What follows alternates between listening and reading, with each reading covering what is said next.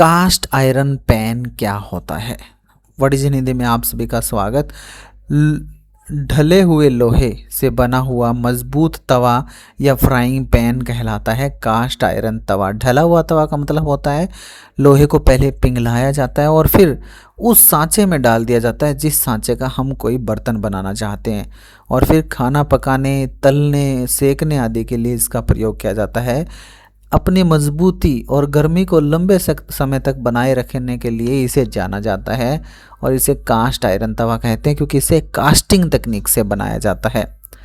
तो आप समझ सकते हो कास्ट आयरन तवा क्या होता है। ये चीला, डोसा, पराठा, रोटी, अंडा, भुर्जी, सब्जी कुछ भी बनाने के लिए प्रयोग किया जाता है। तो परचेज़ करना चाहो तो हमने कुछ अच्छी क्वालिटी के नीचे टैग किए हैं, जाके प्रोडक्ट चेक कर लेना। वीडियो अच्छी लगी लाइक, शेयर, सब्सक्राइब करके घंटी दबा लेना।